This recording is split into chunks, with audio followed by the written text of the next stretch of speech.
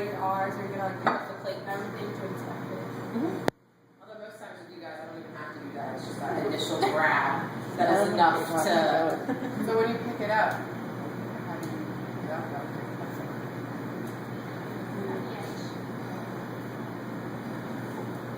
Well, assuming that you're coming up to me with clean hands. Yeah.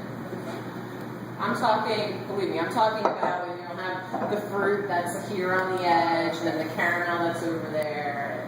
Yeah, I'm talking much more. Why do cheap places do that? Like when you go to like Applebee's or like a diner or whatever, they're always putting like chocolate and caramel and all kinds of crap on the sides of And plates. it's just like the Smucker's stuff that you squeeze out. Yeah, and it's just No, yeah, that's what it is. everywhere. Well, one of the Play-Dohs on my externship, and it drove me nuts, was they did it for the tiramisu. They did the cocoa powder, but it was on half the plate. So you had the people, and me as an extern when I first started, and I didn't realize you had to spray it first with water so that would actually stick to the plate. So then otherwise, as soon as somebody goes to pick it up, they pick it up in the wrong spot, they make the mark, they move, there's a breeze, whatever it is, it just goes flying everywhere. It was the whole idea of doing that with the dusting on the side. I understand the idea of the visual of it, but if you don't do it correctly, it's just accident. Exactly. Add it to the list of menus. Yes. Yes. Alright, so for my brulee, remembering that we can't be on the wooden bench tops, we can be on the stainless steel. Do we follow you back there? Well, I'm just going to do it up here. I don't think most of you have seen it that, I mean, if you want to all gather up and around, you can, but there's no reason to go all the way back. I feel like they came out with yellow this time. Why is that? Why did they come out extremely yellow, you think? Well, I know it's because of the egg juice in there. Right. But I don't know, maybe I'm just comparing. Well, it might have been the brulee recipe that we made. It didn't have as high. The one from the book didn't have as high of a percentage of the yolks. What's that? I think like for the soup, but it was pretty yellow. Yeah, these ones. Maybe it's just for the chicken. Right, these two you need to make sure are clean. Okay? If you had where some of your brulee spilled over, you have to make sure that you get that off. Right? You don't want to be serving that on there. You just grab me some wet paper towels so it damp your feet. I don't want to put the vinegar on this. But I do want to get that off. And then for my torching, what do I need to do for the actual brulee? The sugar. How much? Just to cover the top. Cover the top, okay. X's, put that into whatever you have it in, and Just torch it so it's like it's moving around. Back and forth. going back and forth. I'm not concentrating on one spot too long. I'm looking for it to be even. Yep.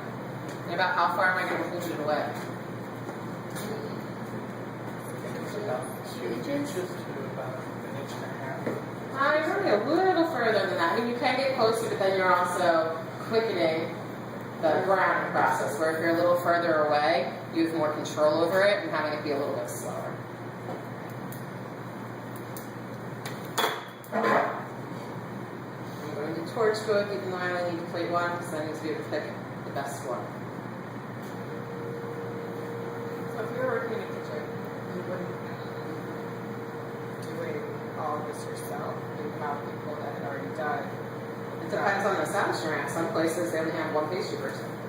Or sometimes it's not even a pastry person, it's a garnier cook who learns how to, yeah. So some places will have a pastry chef or assistant or cook or whoever there comes in during the day to do all of their production, and then they'll have the garnier finish it off on the line.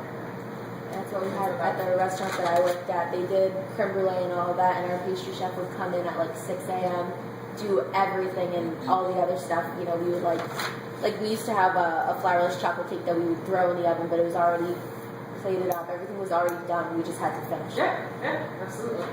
Depends on the place. Some places they do. And, that was one of my favorite. I never thought that I would like working on the line, but when I did that, it was so much fun. There was 2 of us, and there was only supposed to be 1 person. And when I tell you guys about small spaces, we literally could not move aside from where the 2 of us were. Like I couldn't even take a step. It It was just turning. It was all abs, front and back. That was the only way. Because the two of us were only one person should pick. I mean, but you have everything there. We utilize the entire station. You know, you have the ovens on this side, and here you have all of your dishes and everything, and then here's where the wine is. Put everything. You just utilize everything. But they have a pastry person. There's a lot of people who don't. They just stick to their coffee shop. All right, so I'm gonna take some of my sugar. Like we said, we're gonna go around. Just get everything covered.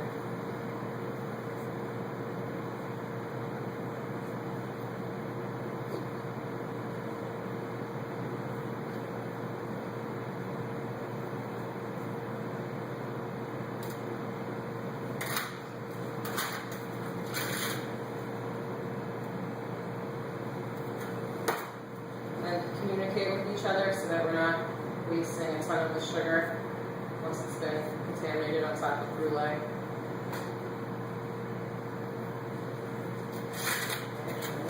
Utilize this. Hopefully, these aren't giving us trouble.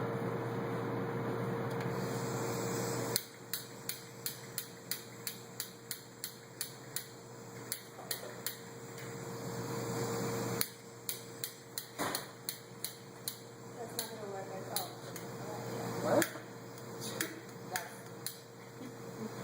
No, like this.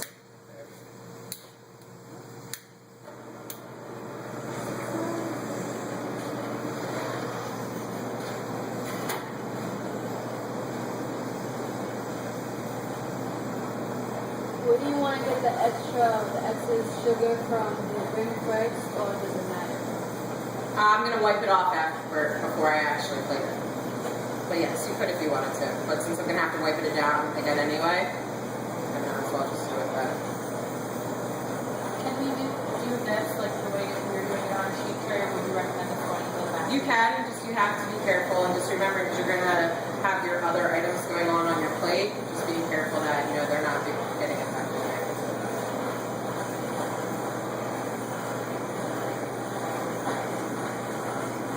So these baked down. What's that? These baked down. They did, and I had this little spillage on this side.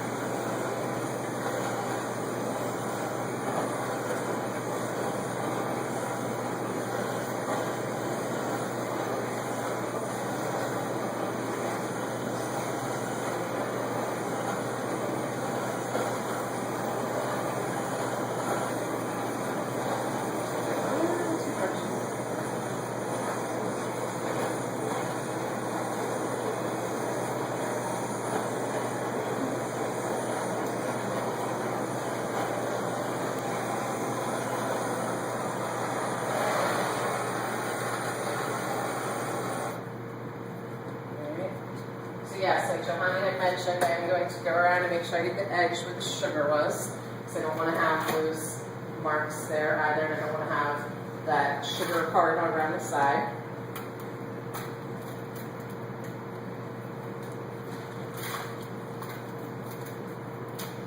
You might have to, if it did get hard, go and actually use the back of your paring knife or a mini offset. Let's get them off.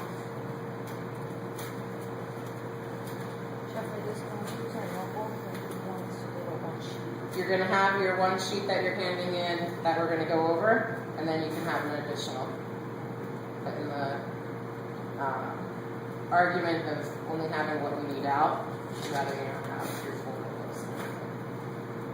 So we're handing out finals. You're going to hand in that sheet at the end of the day. That's part of your store Is it practical. this one? Yes.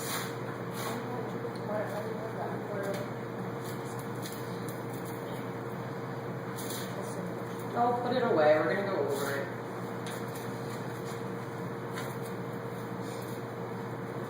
Alright, so I'm just going to all those off. I'm going to end up going with that one anyway. But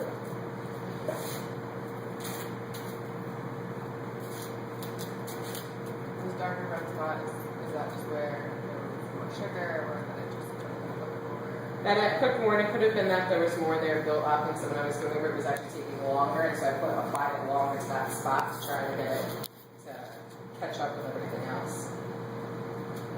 And that's all part of them when you're actually plating, that you're paying attention to those spots.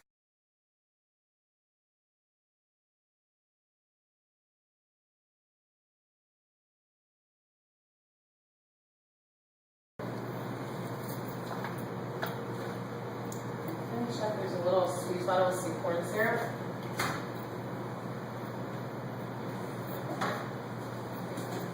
I'm just going to put a teeny tiny bit, simply only for the napkin to stick to the plate.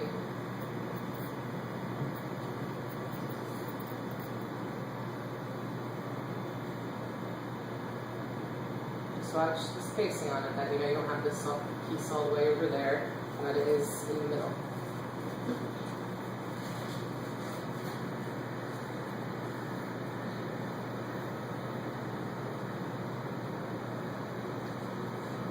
If enough of it came up, you don't need to put it before you put your brulee on, but if you feel that it's not, you can still do just a little bit more.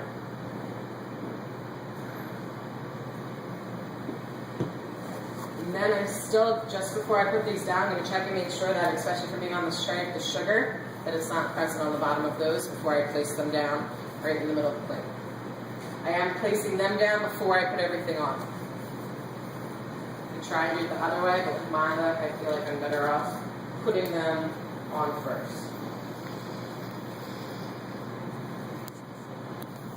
Alright, so notice how I have my point, which is directly going into me and out. That's the way that I'm going to be putting my oval down. Alright? So at the points, it follows in that way. Does that make sense?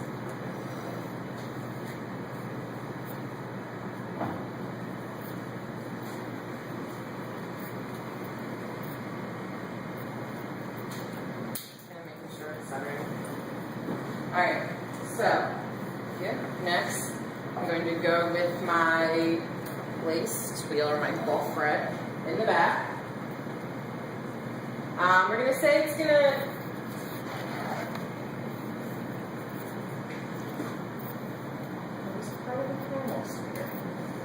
to be about 1/4 inch from the back, and it's going to actually be down into your brulee, which means that you might have to actually pierce through the sugar, right? But otherwise it's going to fall over. So you're going to place it in there. There's this like side that you want facing forward or back, or is it? You want the side that is up, that when you baked it, the side that was on top, you want that one to be the one facing out. So the one that the more textured side. Your flat side should be on the back.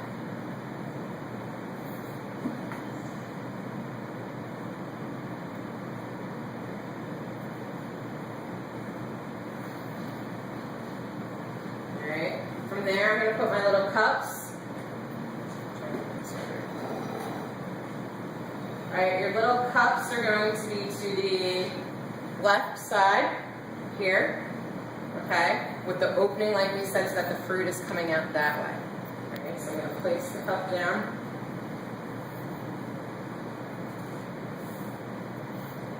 Make sure if it breaks, I pick up the pieces. And I'm going to go in with my, and actually since we made the cup smaller, we don't have to need both raspberries. Put your blackberry or your raspberry in there. And we're going to have the fruit salsa in as well, coming out.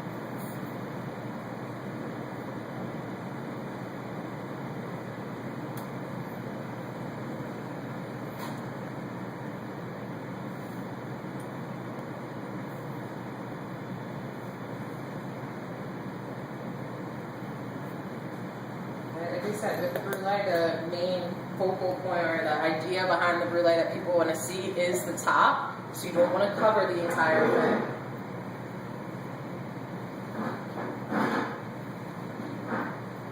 So then you just arrange it anyhow, it doesn't matter. Well, I just want it cascading out from the front in there. So yeah, it doesn't have a set exact pattern, but just the cascade out. Like I said, you don't want to be losing all of that brulee, the actual burnt top in there, because that's one of the main points of it.